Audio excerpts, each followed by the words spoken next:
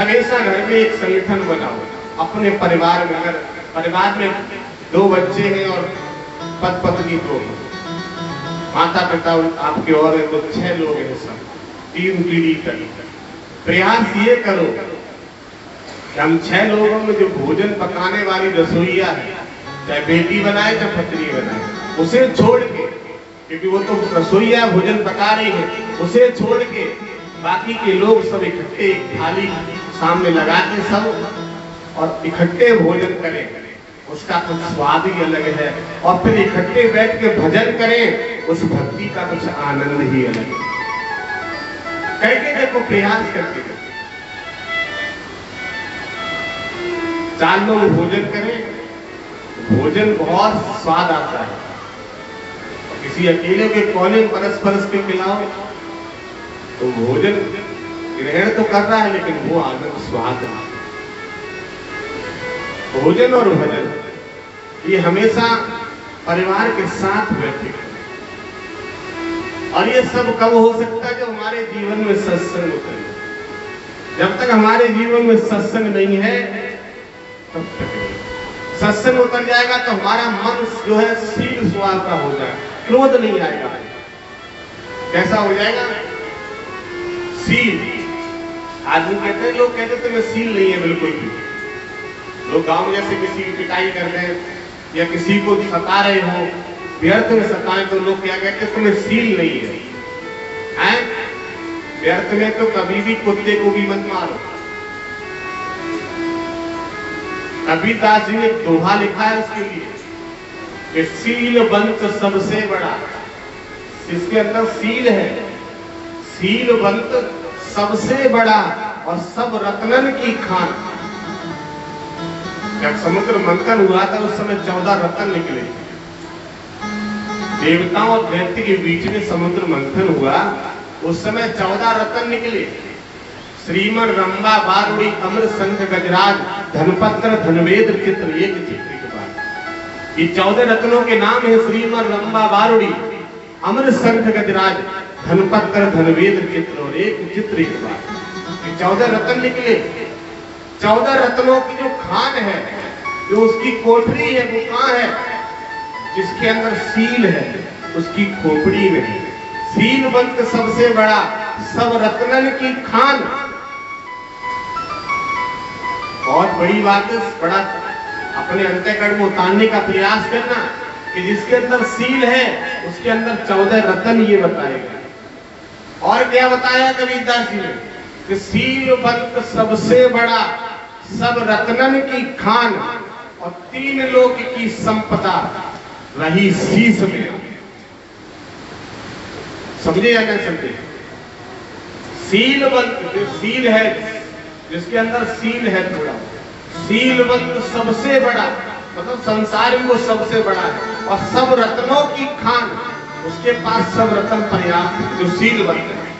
और 3 लोक की संपदा, 3 लोग हैं, तीनों लोगों की जो संपत्ति है रही शीश में आन, उसी के पास संपत्ति का आगमन बना रहेगा, जो शीलवंत बनेगा। शीलवंत सबसे बड़ा, सब रत्नन की खान, 3 लोक की संपदा रही शीश में। शीश में। लेकिन वहां कबीरदास जी कहते हैं, कबीरा सोया क्यों करे? अपने आप को कह रहे हैं, कबीरा सोया क्यों करे? उठ ले भज भगवान, और जब जब घर ले जाएंगे पड़ी रहेगी म्यान। कबीरा सोया क्यों करे? शरीर से कह रहे हैं, क्यों सो रहा है? उठ ले भज भगवान, भगवान का भजन कर ले, और जब जब घर ले जाएंगे पड़ी रहेगी म्यान। तो तलवार खींच लो तो म्यान खाली पड़ी है, इसी तरह आत्मा रूपी ये तलवार निकल जाएगी, जब जब घर ले जाएंगे पड़ी रहेगी म्यान। इसलिए हमेशा शीलवंत बनो, क्षमावान बनो, दयावान बनो। किसी ने गलती कर दी, हम क्षमावान, हम बड़े।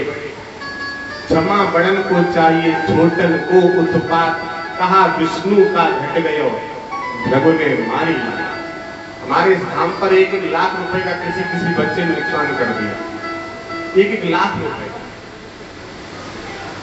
किसी किसी बच्चे के द्वारा नुकसान हो गया, लेकिन हम बड़े हैं, बच्चा छोटा है। कोई कहीं गया, किसी के द्वारा गाड़ी का कोई एक्सीडेंट हो जाता है, गाड़ी खड़ी है, टूट गई, क्या उस बच्चे को पिटाई करने से गाड़ी सही हो जाएगी? कदापि नहीं। हम प्रयास करें उस बच्चे को और अच्छा बनाने का प्रयास करें, उसे बताएं कि ऐसी गलती कदापि नहीं करना। क्षमा बड़न को चाहिए, छोटन को उत्पात का विष्णु का घट गया जब प्रभु ने मारी। भगवान राम जब विष्णु के अवतारी थे, इधर भ्रम जी आ रहे थे, उन्होंने भगवान राम के सीने में लात मारा भृगु ऋषि ने। और जब भृगु ऋषि परशुराम बने और भगवान राम विष्णु के अवतार से राम बन के आए त्रेता युग में, तो जिस समय सीता का स्वयंवर चल रहा था, परशुराम जी गए हैं, तब उन्होंने कहा कि हे ब्राह्मण देवता, आज भी सीने के निशान मिटे नहीं है, आज भी निशान है। तब उन्होंने वो दिखा है कि क्षमा बड़न को चाहिए, छोटन को उत्पात का विष्णु का घट गयो जब भृगु ने मारी लात।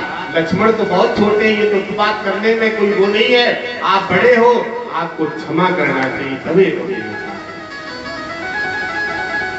इसलिए हम सबसे कहेंगे कि हम सभी का कर्तव्य है अपने अंदर सील लाएं और बुरतनों की खान आ जाए। जहां दया का धर्म है, जहां दया का धर्म है, जहां लोभ का पाप, जहां क्रोध का पाप है, जहां क्षमा का। जब तक हम लोग दयावान सीलवान नहीं बनेंगे, तब तक दरवाजे पे भिक्षा लेने वाला भिखारी भी हमें आशीर्वाद देने वाला नहीं है, क्योंकि हम उसे सीलवान बन के भिक्षा ही नहीं दे रहे हैं। अरे बाबा जी, तुम तो खूब भक्ति करते हो, एक नौकरी करो जाके, कहां तुम भीख मांगते घूम रहे? हमारे अंदर सील नहीं था, हमने बाबा जी को भिक्षा नहीं दी, हमने तो बाबा जी को ही उपदेश दे दिया।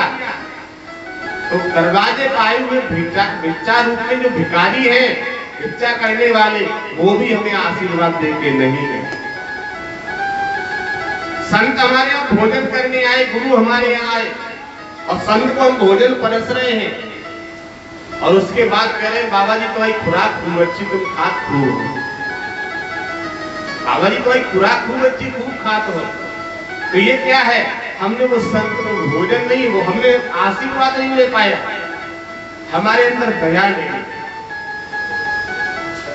हमारे पास 5 रुपए का सिक्का है, हम 5 रुपए दे दें संत को, लेकिन एक हृदय के भाव से दे दें, संत दुआ दे के जाएंगे। जब काम दवा नहीं करती है, तब काम दुआ कर जाती है। जब कामिल मुर्शद होता है, तो बात भगवान से। इसलिए संत को हमेशा इस कलयुग में, कलयुग केवल नाम धारा और सुमिर सुमिर नर उतरे। कलयुग में वो नाम जो मिला है, आप विश्वास के साथ उसे जपते रहिए। थोड़ा समय लग सकता है, लेकिन विजय आपकी होगी, निश्चित बात है। हम भुक्तभोगी हैं स्वयं के। कई बार हम ऐसे समस्या में फंसे हैं, लेकिन मुझे अंदर से ही आत्मा ने कहा कि थोड़ा समय लग सकता है, विजय आपकी होगी। राम नाम की लूट है, लूट सके तो लूट, अंत काल पछताओगे कब? जब प्राण जाएंगे। इसलिए पूर्ण प्रयास करो और भगवान से प्रार्थना करते रहो कि हे ईश्वर, हमारे वाणी से, हमारे हाथों से कोई ऐसा कार्य ना हो जाए जिससे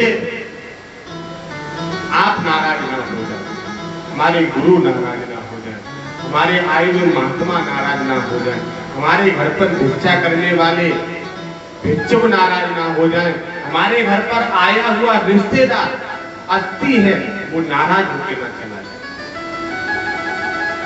क्योंकि हमें भक्ति का स्वाद पता है, हमें दया का स्वाद पता है कि दया कैसे की जाती है। हमें शीलवंत का स्वाद पता है। जैसे 20 किलो बालू, 20 किलो मिट्टी बालू लो और उसमें 1 किलो चीनी मिला दो। ये बालू पड़ी है सामने और बालू में 1 किलो चीनी मिला दो और फिर तुम्हें ताकत है कि अलग कर सकते हो उसको। 20 किलो बालू में 1 किलो चीनी डाल दो और फिर तुमसे कहा जाए कि इसे अलग कर दो, है कोई बीज इसमें जो उस बालू में से 1 किलो चीनी फिर अलग कर दे? किसी से भी निकालना, लेकिन वो अलग होने वाली नहीं है। और एक छोटी सी चीटी लाके, छोटी सी चिटी लाके वहां छोड़ दो, वो चिटी एक एक दाना बालू में से ढूंढ ढूंढ के अलग कर देगी। क्यों? क्योंकि उस चिटी को चीनी का स्वाद मालूम है। तुम्हें चीनी का स्वाद नहीं मालूम है कि बालू मीठी है कि चीनी मीठी है। चिटी को स्वाद मालूम है, वो अकेले इतनी मेहनत करके एक एक दाना को अलग कर देते। इसी तरह सत्संगी को, गुरु को, महात्मा को एक सत्संगी की पहचान होती है। इसमें 20 किलो बालू रूपी शराबी ज्वारी बैठा दिए जाए, नशेड़ी बैठा दिए जाए और हमें छोड़ दिया जाए तो हमें एक सत्संगी को उसमें से ढूंढ लेंगे और वो अलग बच जाएंगे जो शराबी ज्वारी हो। क्योंकि हमें वो स्वाद मालूम है कि सत्संगी कौन है। बिन सत्संग विवेक न होई, राम कृपा बिन सुलभ ना होई। जब तक आप अपने मन को यहाँ बदल के नहीं बैठोगे, आप अपने आप को बदल के नहीं बैठोगे, तब तक यहाँ से बस ले जाने वाले। इसलिए जब तक सत्संग चले, सत सुधरे सत संगत पाई, पारस परस को हाथ, हमारा मन पवित्र हो जाए, सत्संगी हो जाए। देखो सबसे बड़ी बात यह है कि अगर हम नामदानी हैं तो हमारे अंदर एक डर रहता है गुरु का, हमारे अंदर एक डर होता है। जितना निगुरिया पाप करता है इतना नामदानी पाप नहीं कर सकता। नामदानी से गलती में पाप होता, जानबूझ के तो बहुत कोई बिरला ही पाप करेगा, क्योंकि उसके गुरु का, परमात्मा, महात्मा दोनों का ही डर है। लेकिन निगुरिया है, उसे कोई डर नहीं है, उसे गुरु के ज्ञान की कोई परिभाषा ही नहीं पता, उसने गुरु नहीं की। गुरु बिन भवनिध तरह न कोई, चाहे बैंक शंकर संभू, उसने गुरु नहीं किए। अब गुरु जिसने कर लिए हैं, हमारे यशपति बाबा एक भजन, एक लाइन बोला करते थे। एक बार हमसे इन्होंने कहा भी था कि गुरु महाराज एक भजन को है, हमें याद, वो सुनवा दो। तो हमने बाबा से पूछा कौन सा। बाबा ने कहा भजन की लाइन है, गुरु वचनों को रखना संभाल के, हर वचन में गहरा राज है, जिसने जानी है महिमा गुरु की, उसका डूबा नहीं कहीं जहां। गुरु वचनों को रखना संभाल, हर वचन में गहरा राज। हमने गुरु माना है, नामदान ले लिया है, हमें उस नामदान का पूर्ण भरोसा, पूर्ण विश्वास होना चाहिए और अपने गुरु पर